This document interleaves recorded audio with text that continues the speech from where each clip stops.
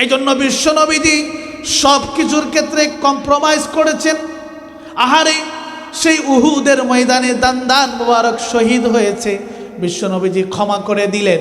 তায়েফের ময়দানে বিশ্বনবীজির রক্ত ঝরেছে, আহারে সেখানেও বদদুয়া করলেন না। বিশ্বনবীজি বলছেন, আল্লাহুম্মা হদি কওমি ফাইন্নাহুম লা ইয়ালামুন। ওগো আল্লাহ, হে আমার রব, এই উম্মত আমার বুঝতেছে না, এই মানুষগুলো বুঝতেছে না। পরবর্তী প্রজন্ম এখান থেকে এমন আসবে যারা আপনার লা ইলাহা ইল্লাল্লাহ একত্ববাদে বিশ্বাসী হবে, অতএব আপনি তাদেরকে ধ্বংস করার প্রয়োজন নেই। বিশ্বনবীজি তাদের জন্য বদদুয়া করলেন না। কিন্তু যখনই খন্দকের যুদ্ধে 1 থেকে 4 ওয়াক্ত নামাজ যখন বিশ্বনবীজির কাজা হয়ে যায়, বিশ্বনবীজি আবার সেই সমস্ত কাফের মুশরিক বিধর্মীদের জন্য বদদুয়া করলেন। তিনি বললেন, আল্লাহুম্মা ইমলা বুতুনাহুম ওয়া কুবুরাহুম নার। এতদিন পর্যন্ত মক্কার কাফের মুশরিকরা আমার শরীরে আঘাত করেছে, আমার সম্ভ্রম ইজ্জতে আঘাত করেছে, আমার সম্মানে আঘাত করেছে, আমি কিছু বলি নাই, আমি বদদুয়া করি নাই। আজকে যখন সে আপনার বিধান, সর্বশ্রেষ্ঠ বিধান নামাজের ক্ষেত্রে আঘাত করেছে, অর্থাৎ তাদের কারণে আমার যখন 4 ওয়াক্ত নামাজ ছুটে গিয়েছে, আমি সহ্য করতে পারি না। হে আমার রব, আমি বললাম, আল্লাহুম্মা ইমলা বুতুনাহুম ওয়া কুবুরহুম নারা। হে আমার রব, আপনি তাদের কবরগুলো জাহান্নামের আগুন দিয়ে পরিপূর্ণ করে দেন, নাউযুবিল্লাহ। 3 নম্বর, লুকমান হাকিম বলছেন, ইয়া বুনাইয়া আকিমিস সালাতা ওয়া'মুর বিল মা'রুফি ওয়ানহা আনিল মুনকার ওয়াসবির আলা মা আসাবাক ইন্না যালিকা মিন আজমিল উমুর। লুকমান হাকিম বলছেন, ইয়া বুনাইয়া আকিমিস সালাহ, হে আমার আদরের সন্তানেরা, কলিজার টুকরা সন্তানেরা, আকিমিস সালাহ, নামাজ আদায় করো। আহারে, যে নামাজ প্রতিষ্ঠা করতে গিয়ে আমার আপনার নবী বিশ্বনবী মুহাম্মদুর রাসূলুল্লাহ সাল্লাল্লাহু আলাইহি ওয়াসাল্লাম তায়েফের ময়দানে মার খেয়েছেন, উহুদের ময়দানে দান মুবারক শহীদ হয়েছে। আহারে, নিজের প্রিয় মাতৃভূমি মক্কাতুল মুকাররমা ছেড়ে মদিনায় হিজরত করেছেন। যে নামাজ প্রতিষ্ঠা করতে গিয়ে সেই নামাজের বিষয়ে বিশ্বনবীজি সর্বশেষ দুনিয়া থেকে বিদায় গ্রহণ করছেন, তখন তিনি প্রচণ্ড অসুস্থ, মসজিদে নববীতে তিনি উপস্থিত হতে পারেন না। আহারে, মসজিদে নববীর পাশে ওনার হুজরা, সামান্য একটু হেঁটে গেলেই তিনি নামাজে অংশ নিতে পারেন, কিন্তু এত প্রচণ্ড অসুস্থ তিনি মাথা উঠাতে পারছিলেন না। আহারে, আম্মা জান আয়েশা রাদিয়াল্লাহু তাআলা আনহাকে বললেন, হে আয়েশা, আমি নামাজে অংশ নিতে পারি না, আমি সাহাবায়ে কেরামের নামাজের দৃশ্যটা আমি দেখতে চাই। বিশ্বনবীজিকে যখন মা আয়েশা মাথা উঁচু করে ধরলেন, মসজিদ নববীর পাশে পর্দাটা সরিয়ে দিলেন, বিশ্বনবীজি সাহাবায়ে কেরামের নামাজের দৃশ্যটা দেখে তিনি কান্না করে দিলেন, চোখ দিয়ে পানি বেয়ে বেয়ে পড়ছে। মা আয়েশা জিজ্ঞাসা করলেন, ইয়া রাসূলুল্লাহ, ইয়া হাবিবাল্লাহ, আপনি কি আমার কোনো আচরণে, আমার কোনো কথার মাধ্যমে আপনি কষ্ট পেলেন কিনা? কেন আপনার চোখ দিয়ে টকবক করে পানি পড়ছে? বিশ্বনবীজি বলছেন, হে আয়েশা, আমার চোখে তুমি যেই পানি দেখছো, এটা কোনো দুঃখের কান্না নয়, এটা হলো সুখের কান্না।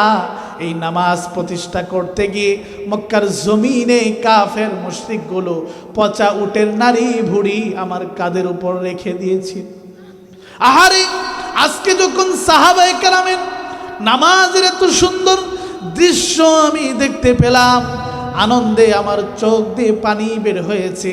এরপর বিশ্বনবীজি দুনিয়া থেকে বিদায় গ্রহণ করবেন। হযরতে আলী রাদিয়াল্লাহু তাআলা আনহুকে বললেন, হে আলী, আমি শেষ কিছু আমার উম্মতের জন্য নসিহা করতে চাই, তুমি কাগজ নিয়ে আসো। আলী রাদিয়াল্লাহু তাআলা আনহু বললেন, ইয়া রাসূলুল্লাহ, ইয়া হাবিবাল্লাহ, আপনি বলেন, সেগুলো আমি মনে রেখে উম্মতের কাছে পৌঁছে দেব। বিশ্বনবীজি সর্বশেষ একেবারে অন্তিম মুহূর্ত, এই দুনিয়ার জিন্দেগি শেষ করে রফিকে আলা আল্লাহর সান্নিধ্যে তিনি চলে যাচ্ছেন।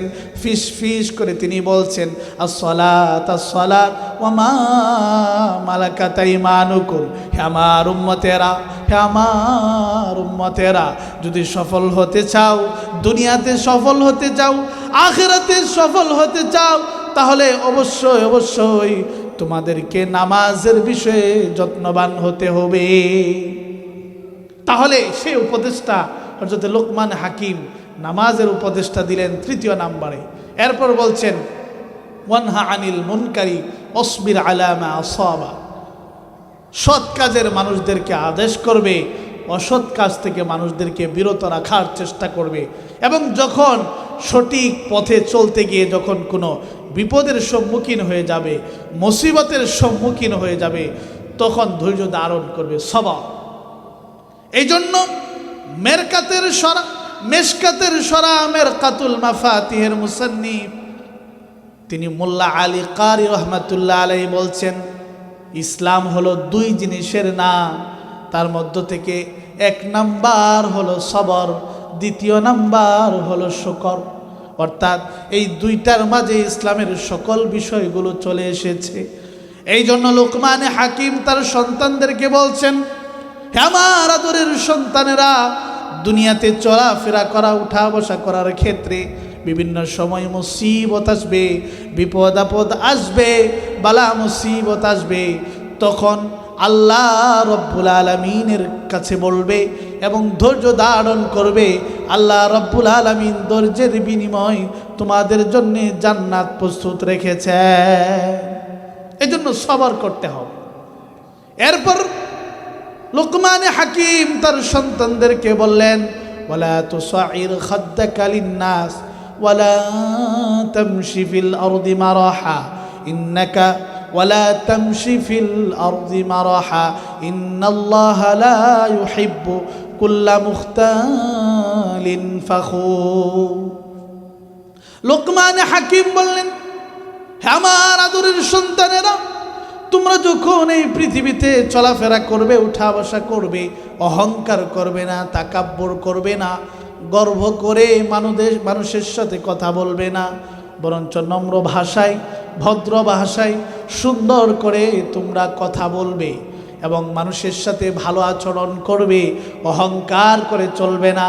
কারণ আল্লাহ রব্বুল আলামিন বলছেন, আল কিবরিয়া উরিদাই ওয়াল আজমাতু ইজারি মান নাযাআনি ওয়াহিদাম মিনহুমা আলকাইতুহু ফিন্নার। আল্লাহ রাব্বুল আলামিন হাদিসে কুদসি তিনি বলেছেন, অহংকার করা, তাকাব্বুর করা, এটা হলো আমার ভূষণ, আমি আল্লাহর ভূষণ, আমি আল্লাহর বৈশিষ্ট্য। দুনিয়ার কোনো মানুষ অহংকার করতে পারে না, তাকাব্বুর করতে পারে না, এটা শুধু একমাত্র আমি আল্লাহ করতে পারি। অতএব যে আমার চাদর ধরে টানাটানি করবে, যে অহংকার করবে, আল্লাহ তাআলা বলছেন, আলকাইতুহু ফিন্নার, আমি রব তাদেরকে কাল কিয়ামতের কঠিন ময়দানে অধমুখী করে জাহান্নামে নিক্ষেপ করব। নাউজুবিল্লাহ। নাউজুবিল্লাহ বললেন না? একটু আওয়াজ করে বলেন নাউজুবিল্লাহ। তাহলে অহংকার করা যাবে না। সন্তানদেরকে শিক্ষা দিচ্ছেন কে? লোকমান হাকিম তার সন্তানদেরকে নসিহা করছেন। সর্বশেষ নসিহা করছেন, ওয়াকসিদ ফি মাশইকা ওয়াগদুদ মিন সাউতিক, আওয়াজকে ছোট করো, খরকশ ভাষায় কথা বলবে না, সুন্দরভাবে কথা বলবে, চলার ক্ষেত্রে মধ্যম পন্থা অবলম্বন করবে, সুন্দরভাবে চলাফেরা করবে। এই যে লোকমান হাকিম এই উপদেশগুলো কেন দিলেন? তিনি আদর্শ সন্তান রেখে যেতে চান, তিনি কবরস্থ হওয়ার পরেও যেন ওই সন্তানের একটা সওয়াবের অংশে ভাগিদার তিনি হতে পারেন। এই জন্য কারণে আজকে সে আদরের সন্তানগুলো তার পিতামাতাকে সর্বশেষ বৃদ্ধাশ্রমে রেখে আসছে, ঠিক কিনা? সাম্প্রতিক সময়ে আপনারা শুনেছেন একজন ব্যক্তির কথা ভাইরাল হয়েছে। তিনি অধ্যাপক আব্দুল আউয়াল সাহেব জাহাঙ্গীরনগর ইউনিভার্সিটির তিনি বহুদিন প্রফেসর ছিলেন, অনেক দিন সেখানে তিনি পড়িয়েছেন তার ছাত্রদেরকে ছাত্রীদেরকে। সে অধ্যাপক সর্বশেষ এখন সেই তার স্থান হয়েছে বৃদ্ধাশ্রমে, নাউজুবিল্লাহ বলেন। অথচ তার দুজন ছেলে আছে, একজন মেয়ে আছে, একজন আমেরিকান প্রবাসী, একজন অস্ট্রেলিয়ান প্রবাসী, আর একজন বাংলাদেশে আছেন। তার যত সম্পত্তি আছে সব কিছু নিজের নামে লিখে নিয়েছে। আজকে ওই অধ্যাপক প্রফেসর তিনি সেই বৃদ্ধাশ্রমে কান্না করে সাংবাদিকদেরকে বলছেন যে আমি আমার সন্তানদেরকে এতটাই শিক্ষিত করেছি, এত উঁচু শিক্ষায় আমি তাদেরকে দিয়েছি, আজকে আমার সন্তানেরা তার পিতাকে ভুলে গিয়েছে। আমি তাদেরকে জানতে জানোয়ার বানিয়ে ফেলেছি। তারা এতই দুনিয়া জানছে, এতই কিছু শিখেছে, এতই স্মার্ট, এত সুন্দরী তারা বউ গ্রহণ করেছে, স্ত্রী গ্রহণ করে আজকে আমাকে ভুলে গিয়েছে, আমি বৃদ্ধাশ্রম। অথচ তিনি বলছেন, খুব কষ্ট করে তিনি বলছেন, কথাগুলো বলতে গিয়ে তিনি কান্নায় ভেঙে পড়ে বলছেন, আহারে এই সন্তানের জন্যে আমার এমন সময় গিয়েছে যখন আমি 10,000 টাকা ইনকাম করেছি, চাকরি করেছি, এত সামান্য বেতন পেয়েও আমি আমার সন্তানদেরকে ভালো রাখতে চেয়েছি, আমার সন্তানদেরকে শিক্ষা দিয়েছি, কিন্তু আমি কতই না ভুল করেছি। সকল শিক্ষা আমি দিয়েছি, 15-20 বছর আমি আমার টাকা দিয়ে পড়িয়েছি, একটা বছরের জন্যেও কোরআন হাতে তুলে দেই নাই, একটা বছরের জন্যেও নামাজ শিখার ব্যবস্থা করি নাই, একটা মুহূর্তের জন্যেও আমি দিন শিখার ব্যবস্থা করি নাই। দুনিয়ার লাইনে আমি তাকে কত বড় করেছি, আজকে সে বড় হতে হতে তার বাপকে সে চিনতে পারে না। সে কান্না করে বলছে, আহারে কান্নার কিছু নেই, এই সন্তান দুনিয়াতে তার বিরুদ্ধে দাঁড়িয়েছে, আল্লাহর আদালতেও তার বিরুদ্ধে দাঁড়িয়ে বলবে আমাকে শিক্ষা দেয় নাই, আমাকে সঠিক শিক্ষা দেয় নাই। আহারে এই জন্য পর্দার আড়ালে অনেক মা বোনেরা আছেন, এখানে মুসলমান ভাইরা আছেন, আমরা শুধু নিজেরা জাহান্নামের আগুন থেকে বাঁচবো এটা হবে না। আমাদের সন্তান তাদেরকেও জাহান্নামের আগুন থেকে আমাদেরকে বাঁচাতে হবে। এই জন্য চেষ্টা মেহনত আমাদেরকে করতে হবে। মুহতারাম হাজিরিন, আজকে মা বোনেরা এমন আছেন, যখন গর্ভে সন্তান আসে টাইম পাস করে বিভিন্নভাবে, অথচ জিকির আজকার করা উচিত, কোরআন তেলাওয়াত করা উচিত। কারণ তাদের গর্ভ থেকেই তো সেই আব্দুল কাদের জিলানী রহমাতুল্লাহ আলাইহির মতো, খাজা মঈনুদ্দিন চিশতি রহমাতুল্লাহি আলাইহির মতো, ইমাম আজম আবু হানিফা, ইমাম শাফিঈ, ইমাম আহমদ ইবনে হাম্বল, এরকম বড় বড় বুজুর্গ তৈরি হবে। এই জন্য আমার একজন উস্তাদি মুহতারাম বলতেন যে একজন মানুষ সে যত শিক্ষায় অর্জন করুক কোনো সমস্যা নেই, দুনিয়ার যত জ্ঞান সে অর্জন করুক কোনো সমস্যা নেই, প্রাথমিক জ্ঞানটা যদি তাকে দ্বীনের জ্ঞান দেওয়া হয়, এই যে মক্তবা আছে, হেফজখানা আছে, এখানে যদি তাকে সামান্য সময় দেওয়া হয়, তাহলে সে কোনোদিন নাস্তিক হবে না, সে কোনোদিন মুরতাদ হবে না। কারণ তিনি উদাহরণ দিয়ে আমাদেরকে বুঝাতেন, আটলান্টিক মহাসাগরে, বঙ্গোপসাগর মহাসাগরে যদি আপনি টনকে টন দুধ ঢেলে দেন, মুহূর্তেই সেটা পানির সাথে মিশ্রিত হয়ে একাকার হয়ে যাবে, কোনো অস্তিত্ব থাকবে না। থাকবে কি?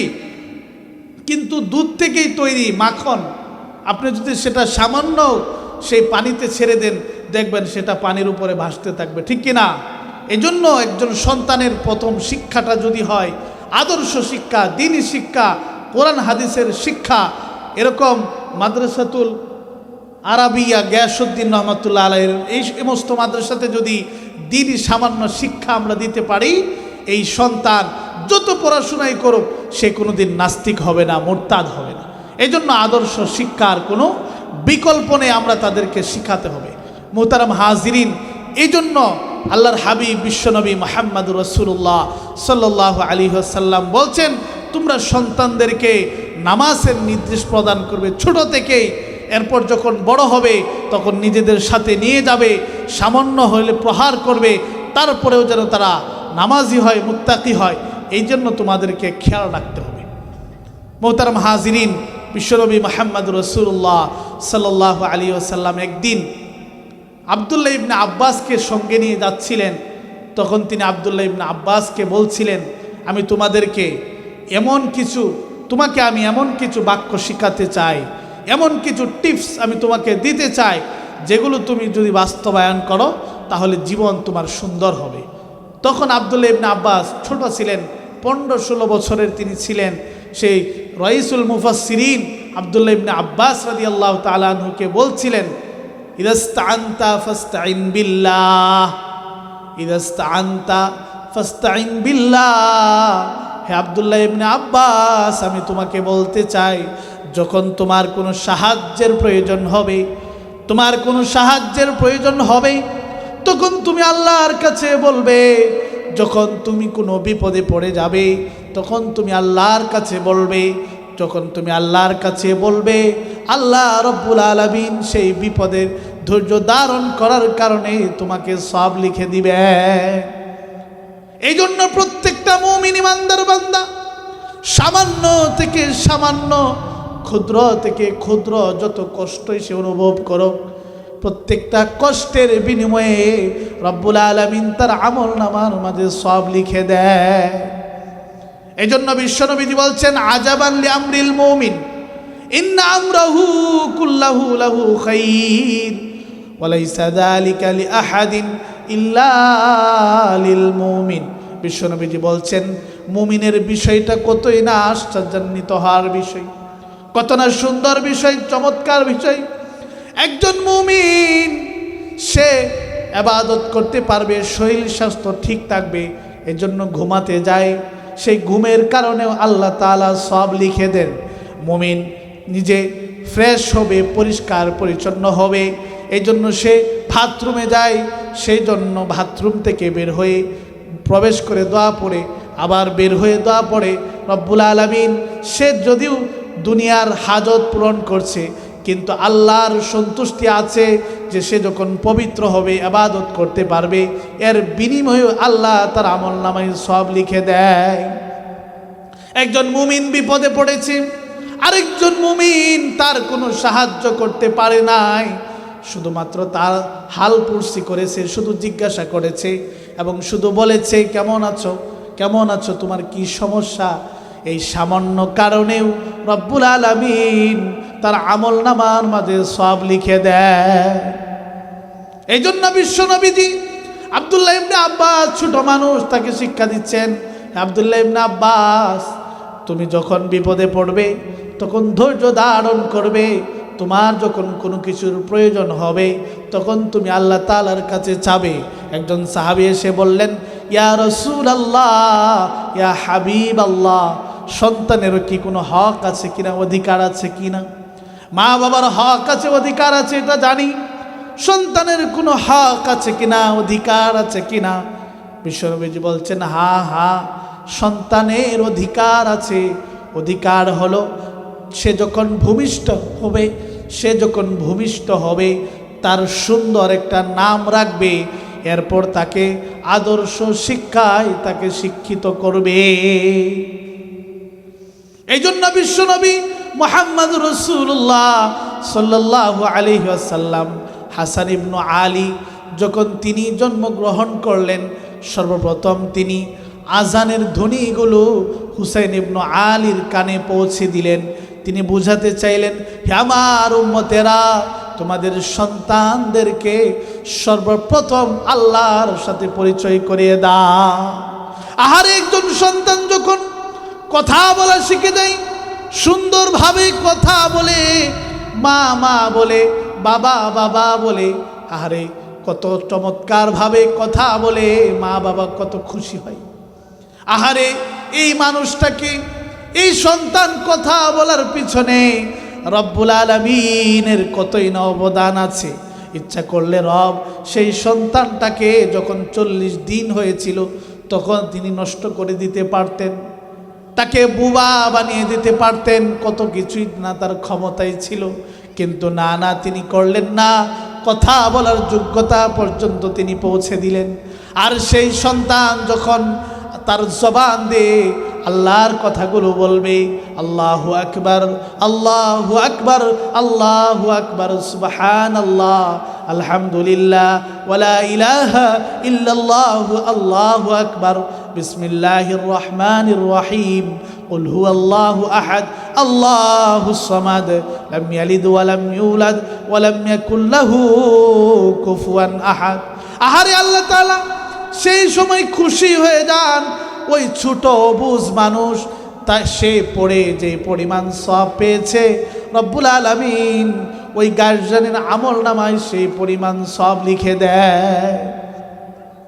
এজন্য মা যখন নামাজ আদায় করে, সন্তান মা থেকে শিক্ষা গ্রহণ করে, সর্বপ্রথম তার শিক্ষক হলেন মা। এই মা যখন জায়নামাজে দাঁড়িয়ে যায়, ছোট ছোট অবুঝ বাচ্চাগুলো পাশে দাঁড়িয়ে যায়, ওই সন্তান মনে মনে কি যেন বলে, কি যেন বলে, সে আল্লাহর প্রশংসা করে, গুণকীর্তন করে। বিশ্বনবীজি বলছেন ওই সন্তান ঠোঁট নাড়িয়ে নাড়িয়ে যেই কথাগুলো বলে, যেই জিকির আজকারগুলো করে, তার সকল সওয়াবগুলো মার আমল নামায় লিখে দেওয়া হবে। এই জন্য মা তার সন্তানকে আদর্শ সন্তান বানাতে পারে, আদর্শ সন্তান বানাতে পারে। এটা হলো মা সর্বপ্রথম একজন সন্তানের শিক্ষক। এই জন্য আল্লাহ রাব্বুল আলামিন তার হাবিবের মাধ্যমে ঘোষণা করেছেন, ইন্নামা আমওয়ালুকুম ওয়া আওলাদুকুম ফিতনা আল্লাহু ইনদাহু আজরুন আযীম। আল্লাহ তাআলা বললেন, সন্তান সন্ততি তোমাদের সম্পদগুলো হলো আল্লাহর পক্ষ থেকে দেয়া নিয়ামত এবং তোমাদের জন্য পরীক্ষা। তোমরা যদি তোমাদের সন্তানদেরকে আদর্শ সন্তান বানাতে পারো, আদর্শ মেয়ে বানাতে পারো, আদর্শ স্ত্রী বানাতে পারো, তাহলে আল্লাহু ইনদাহু আজরুন আযীম। তাদেরকে সঠিক পথে পরিচালিত করতে গিয়ে তোমার যত কষ্ট হয়েছে, সেই সকল কষ্টের বিনিময়ে রব্বুল আলামিনের কাছে বিশাল প্রতিদান রয়েছে। এই জন্য সন্তান লালন পালন করতে গিয়ে যত কষ্ট হয়, এই কষ্টের বিনিময়ে যিনি সওয়াব দান করেন তিনি কে? আওয়াজ করে বলুন, তিনি কে? এই জন্য আল্লাহ তাআলা বলছেন, যদিও ফিতনা, তাদেরকে শৃঙ্খলায় আনতে, আদর্শ বানাতে কষ্ট হয়, বাবা মা কত কষ্ট করেন, কিন্তু আয়াতের শেষ অংশে বলছেন আল্লাহু ইনদাহু আজরুন আযীম, মহা প্রতিদান, বিশাল প্রতিদান। এই জন্য মুহতারাম হাজিরিন, আদর্শ সন্তান আমাকে বানাতে হবে। আমি আপনি এই পৃথিবী থেকে চলে যাব, থাকবো না, কিন্তু আমার এই সন্তান যত নেক আমল করবে, আমার কবরের পাশে দাঁড়িয়ে বলবে, আমি কবরস্থ হওয়ার পরেও সওয়াব পেতে থাকবো সদকায়ে জারিয়া হিসাবে। এই জন্য আল্লাহর হাবিব বিশ্বনবী মুহাম্মদ রাসূলুল্লাহ সাল্লাল্লাহু আলাইহি ওয়াসাল্লাম বলছেন, ইদা মাতাল ইনসানু ইনকাতাআ আমালুহু ইল্লা মিন সালাসিন, সাদাকাতিন জারিয়া ওয়া ইলমিন ইউনতাফাউ বিহি ওয়া ওয়ালাদিন সালিহিন ইয়াদউ লা। বিশ্বনবীজি বলছেন, একজন মানুষ মৃত্যুবরণ করার পরেও তিনটি আমল জারি থাকে। এক নাম্বার হলো, সে যদি কোনো কিতাব লিখে রেখে যায়, যার মাধ্যমে মানুষ উপকৃত হয়, দিন শিখতে পারে, তার সওয়াবটা সে কবরস্থ হওয়ার পরেও পেতে থাকবে। দ্বিতীয় নাম্বার হলো, কোনো মাদ্রাসা করলো, মসজিদ করলো, কোনো সদকায়ে জারিয়া জনসেবামূলক কাজ করলো, সে কবরস্থ হয়ে যাওয়ার পরেও তার থেকে একটা অংশ সওয়াব সে পেতে থাকবে। তৃতীয় নাম্বার হলো ওয়ালাদিন সালিহিন ইয়াদউ লা, নেককার সন্তান পৃথিবীতে রেখে গিয়েছে, সেই নেককার সন্তান যত আমল করবে, যত তাসবিহ তাহলিল পড়বে, যত কোরআন তেলাওয়াত করবে, তার একটা অংশ ওই পিতা মাতা কবরে থেকে পেতে থাকবে, সদকায়ে জারি হিসাবে পেতে থাকবে।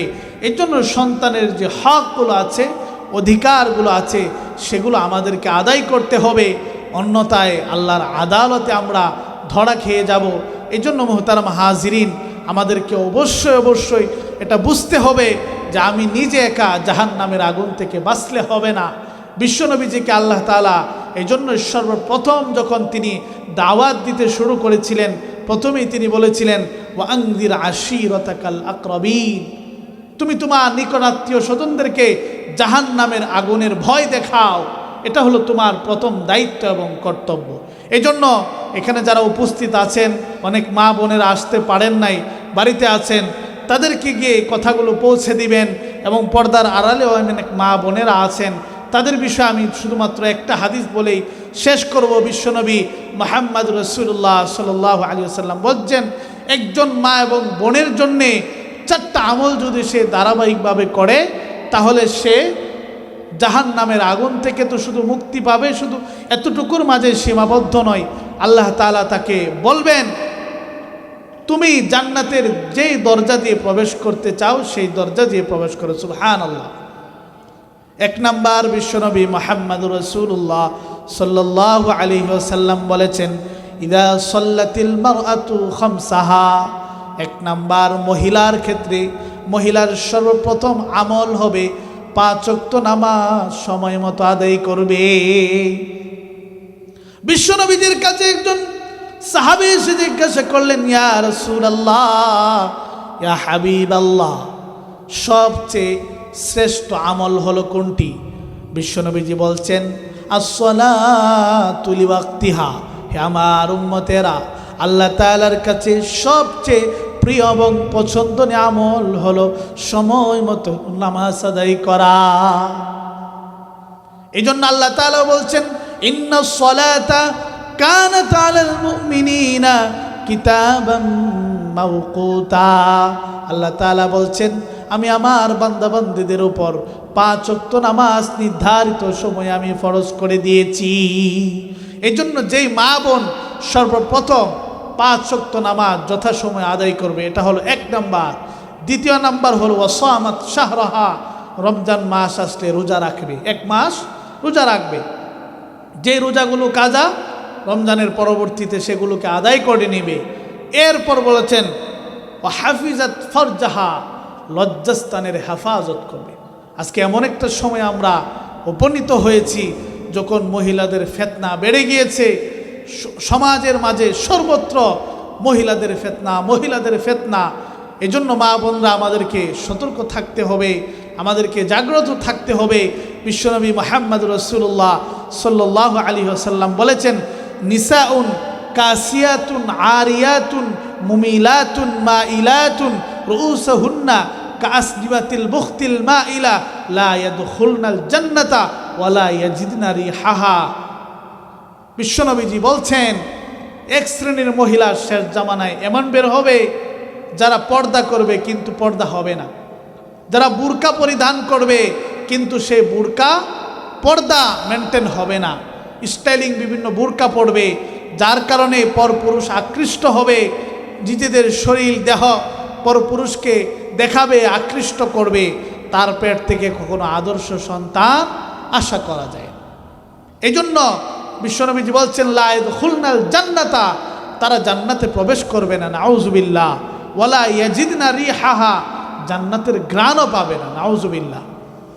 যদিও জান্নাতের ঘ্রাণ বলছেন অন্য হাদিসের মাঝে যে জান্নাতের ঘ্রাণটা 500 বছরের রাস্তার দূর থেকে পাওয়া যাবে, সুবহানাল্লাহ। তারপরেও এই সমস্ত মহিলারা জান্নাত থেকে এতটা দূরে থাকবে, নাউযুবিল্লাহ। এই জন্য এই পর্দার বিষয়ে আমাদেরকে সচেতন হতে হবে। আল্লাহ তাআলা পবিত্র কুরআনুল কারীমের মাঝে পর্দার বিষয়ে পুরুষদের বিষয়টা আলাদা বলেছেন, নারীদের বিষয়টা আলাদা বলেছেন। অথচ কুরআনুল কারীমের মাঝে বহু বিধান এমন আছে, পুরুষদেরকে শুধু বলছেন, এখানে মহিলারা অন্তর্ভুক্ত, কিন্তু পর্দার ক্ষেত্রে আল্লাহ তাআলা স্পেশালি পুরুষদেরকে আলাদাভাবে বলছেন, নারীদেরকেও আল্লাহ তাআলা আলাদাভাবে বলছেন। প্রথমত আল্লাহ তাআলা বলছেন, ওয়াকুল্লিল মুমিনিনা ইয়াগুদ্দু মিন আবসারিহিম ওয়া ইয়াহফাযু ফুরুজাহুম। এরপর আল্লাহ তাআলা বলছেন, ওয়াকুল্লিল মুমিনাতি ইয়াগুদুদনা মিন আবসারিহিন্না ওয়া ইয়াহফাযুনা ফুরুজাহুন্না।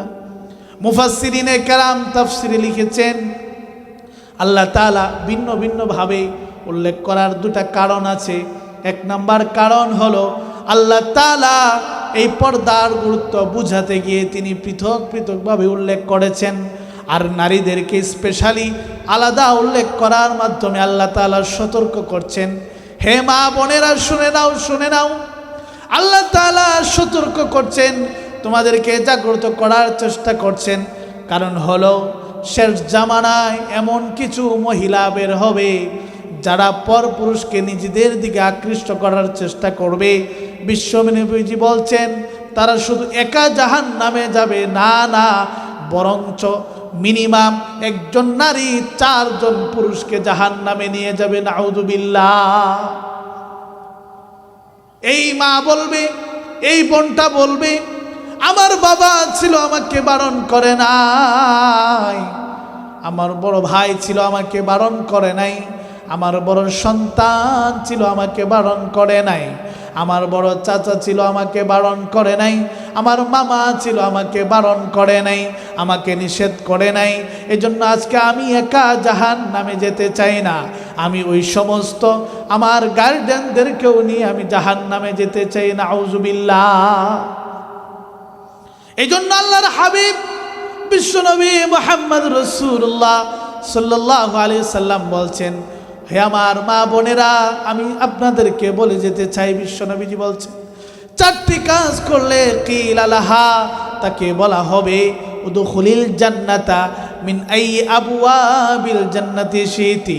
হে আমার মা বোনেরা, তোমাদেরকে বলা হবে, আল্লাহ তাআলা বলবেন জান্নাতের 8টি দরজার যে কোনো একটি দরজা দিয়ে তুমি জান্নাতে প্রবেশ করো। 1 নাম্বার হলো নামাজ, 2য় নাম্বার হলো রমজানের রোজা, 3য় নাম্বার হলো লজ্জাস্থানের হেফাজত, 4র্থ নাম্বার হলো আতাআত যাওজাহা, স্বামীর আনুগত্য করা। যে স্ত্রী স্বামীর আনুগত্য করে, যে স্ত্রী স্বামীর আনুগত্য করে স্বামীর কথা মতো চলে, সেই পরিবারের মাঝে আল্লাহর পক্ষ থেকে রহমত এবং শান্তি বর্ষিত হয়ে যায়।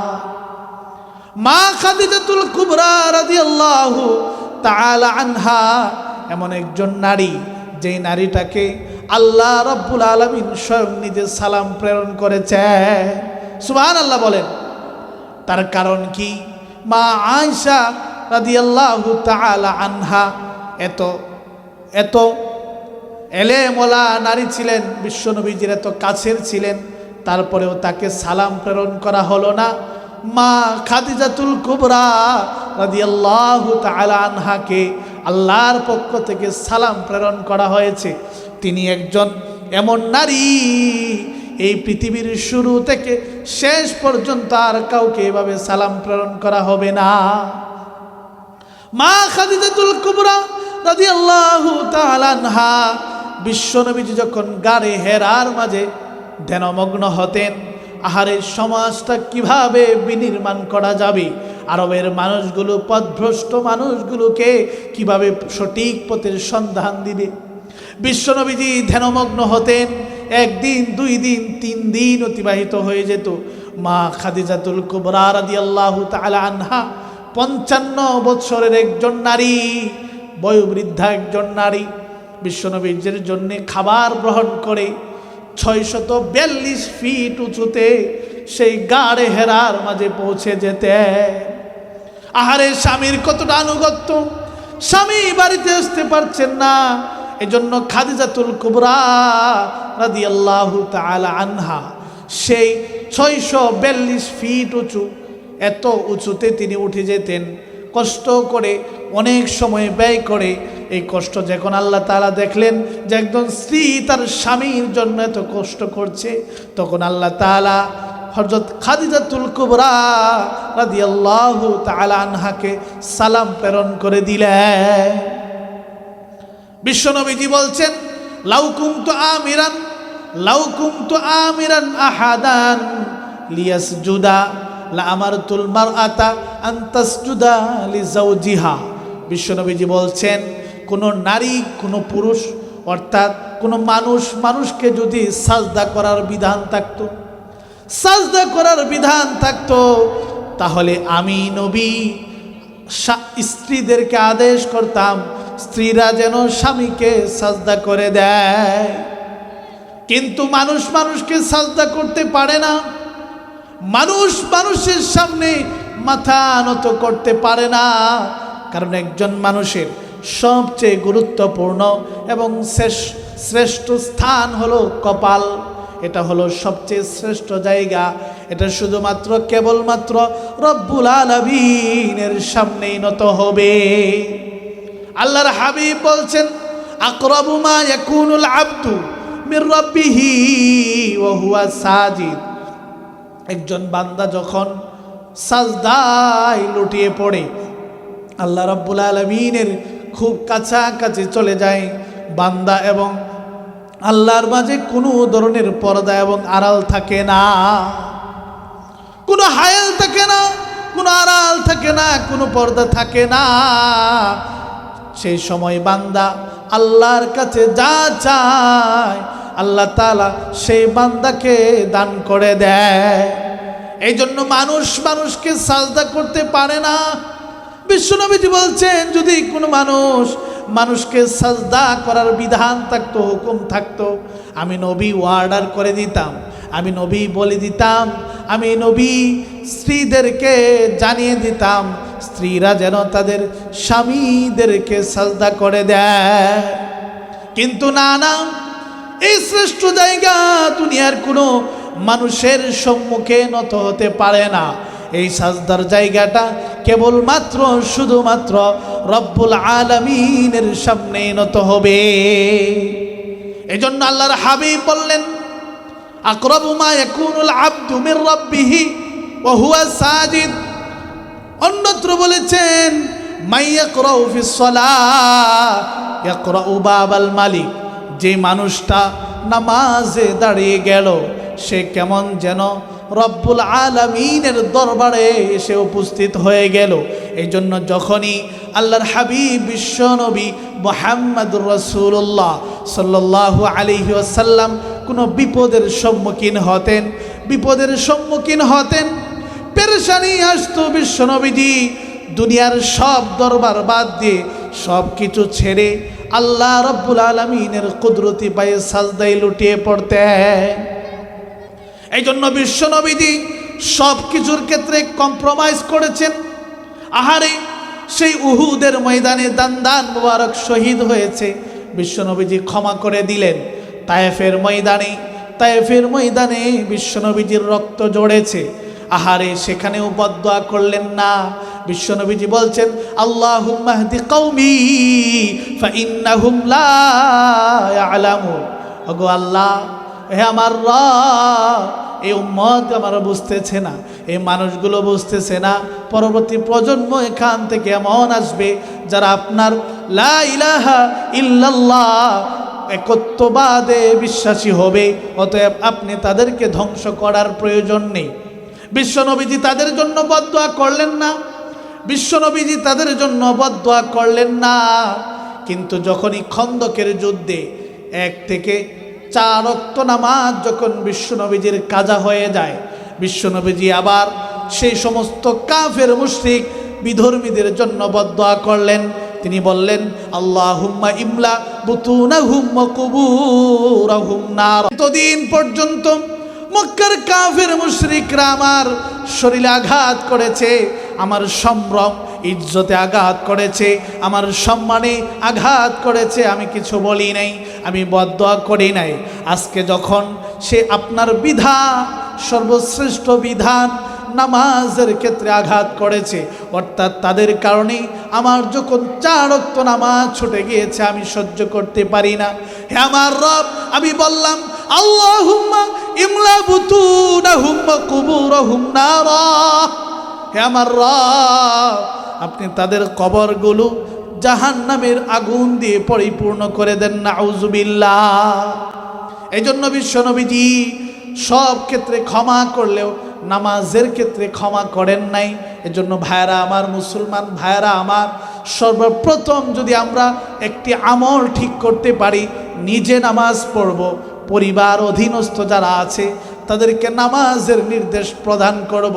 আল্লাহ তাআলা বলছেন ওয়ামুর আহলাকা বিসসালাতি ওয়াসতাবির আলাইহা লা নাসআলুকা রিজকা নাহনু নারযুকুক ওয়াল আকিবাতু লিত্তাকওয়া।